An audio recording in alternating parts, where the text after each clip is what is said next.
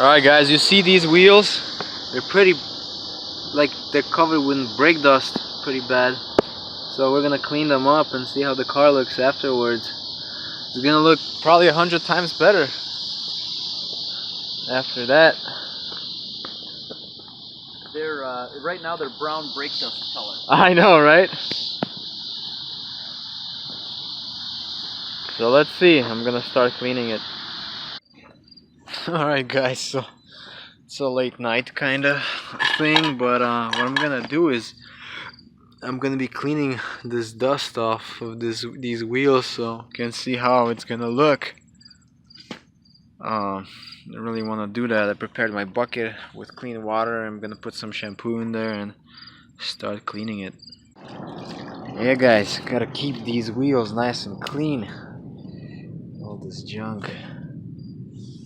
Yeah, this sometimes brake dust really sucks, but look, they're gonna be so clean and nice. Okay, so I got a couple news here. So this tire is, and the wheel is nice and clean. Cleaned it all up, looks really good. But this wheel is not as clean. Okay, because this brake dust has been on this wheel for a long time. It just kinda sunk inside this wheel. So what I'm gonna have to do is I'm gonna have to get some acid and let this thing soak for quite a bit. And the same thing happened with the wheel in the back. So I know that oven cleaner might work really good, but we'll see. That's gonna be a project for next day. But the front wheels look pretty good actually compared to how they looked before. Alright, let's see. Can give you a shot on these. Right here.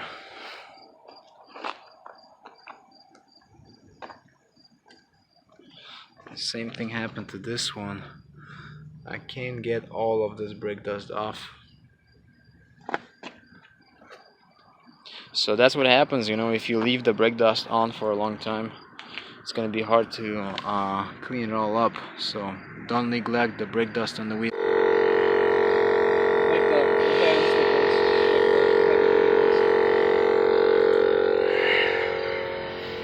It's nice to do a rubber insulated magnet so you can actually stick it onto a car chassis. No, this battery. There's a battery company over here in Bensonville called like Battery Service Corporation.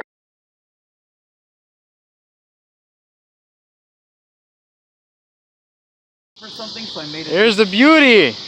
Oh, you know what? We need some air in this tire. Oh boy. Yeah, we gotta pump some air. We'll make it to the front. Yeah, we could probably make it. Yeah. This beauty.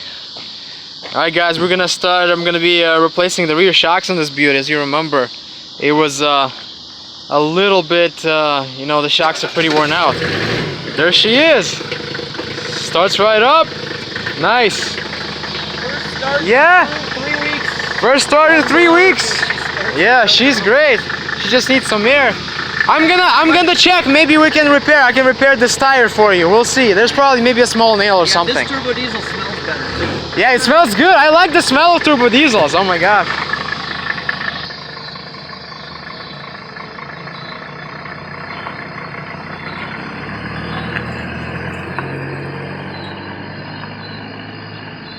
There they are. 2 twins. There we got compressor. Yeah, we have to pump that tire a little bit. Yeah, it's probably got a small nail somewhere. We'll check it out later. Got paper towels in here. That's good to know. Awesome. About ready to replace those shocks.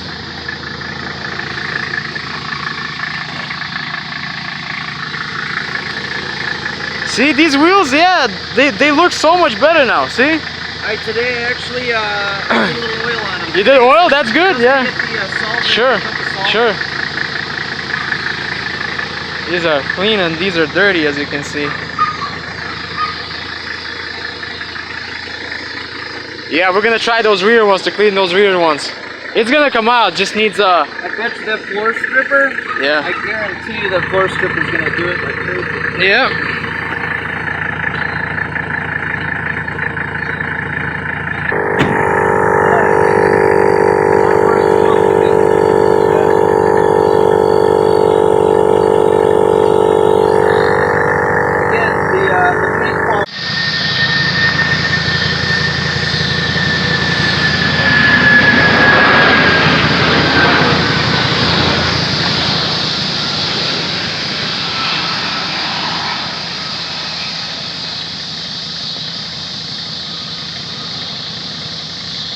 Yeah, nice.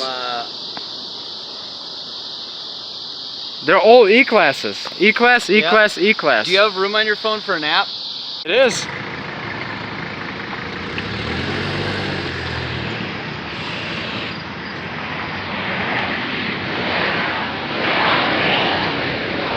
Alright guys, so the car is in the garage now. Inside. I got my tools prepared. I'm gonna start, I'm actually gonna disassemble the rear seats now.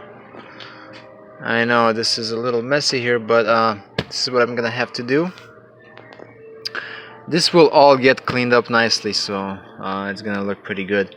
But for now, I'm gonna take off these seats and yeah, I'm gonna start getting ready to replace these shocks.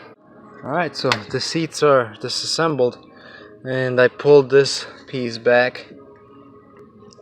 Now I can remove these covers. Okay, actually I think it was this bottom one, as far as I remember, or maybe the top one, probably the top one.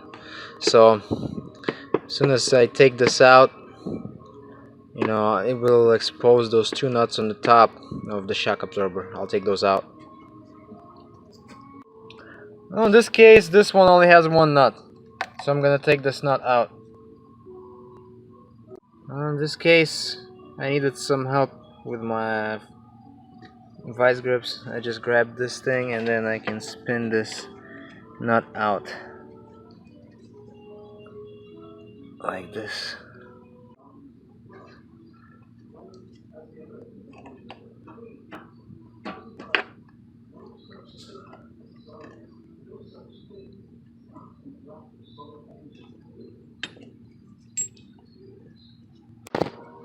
Alright, so like you just saw, that side is done. I'm doing the same with the other one. I took out the seat completely, so both of the cushions are there. So I'm finishing up with removing this nut. Okay, I'm gonna put them all in order, of course. This goes like that. Alright, that's it. Now I can start jacking it up. And yeah, start taking the wheels off and everything. Okay, jacked it up. Jack stand is right there. I didn't lower it on a jack stand yet. I don't have so many tools with me today, so I have some limitations, but I'm gonna take this off right now. Okay, it's gonna go to the side. So much brake dust. And now I'm gonna lower it slowly on a jack stand. And then the most important stuff is I'm gonna have to lubricate those bolts. Okay, because they tend to have, you know, issues. So let me just lower it on a jack stand. Alright, after I did that, there's these two bolts I have to take out. So I'm gonna lubricate those first. Let's see, I'm gonna try to spray them. I think, yeah, I got one of them. gotta get to the other one, which is gonna suck. It's all the way down there.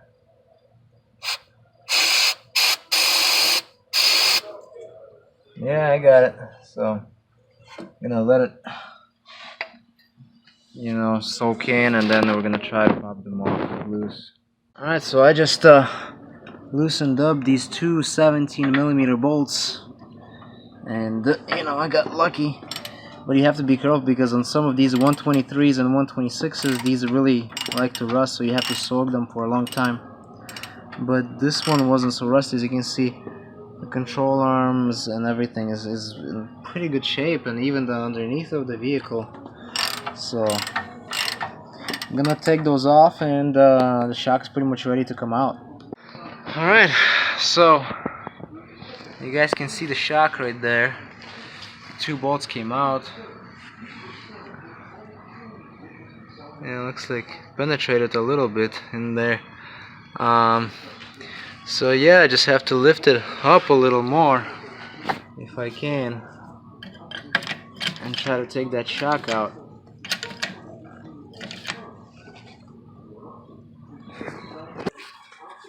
Alright, so I have to jack up my control arm to get this shock kinda out. I'm still fighting it. There you go. There's one. Alright, and it's completely junk. But yeah, try it. You know, this jack is really small.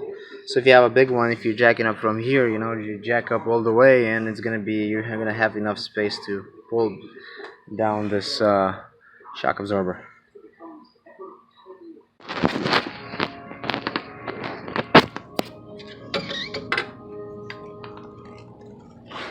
There it is, sir. Nice. Just a little dirty, be careful. Let's bring them here. And I can show you how to check them on the bench too. Take the glove. Yeah, go ahead. Take the glove. There's the old ones. I mean, they're identical for each side, basically, you know? Yep, so, yeah. Weird.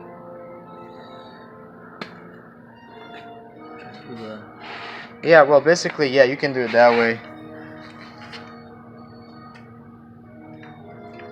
See, it's hard to tell. It's even. You see how it's like also leaky and stuff, you know? Oh, nothing. This is dead. Yeah, this one's see, dead. this one is dead. Yeah. This one's got 0. Yeah, this one's got 0. And this one was from the left side, right? Yeah, this one was from this side right here. Yeah. So this one has basically this much play, and then after that much play, it kind of goes with probably. Yeah. It's got it. Still, but you could see how bad they were though. Terrible. It feels. You know, like so it's crazy because sometimes, you know, unless the shocks are on the car, it's hard to tell if they're good or not, you know? Yeah, because you're looking for dampening. It's hard to feel dampening in your hands. Yes.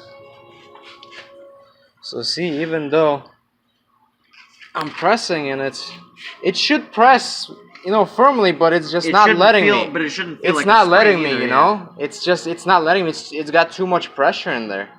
What it feels like. It just bounced back. You get stiction at first, and then it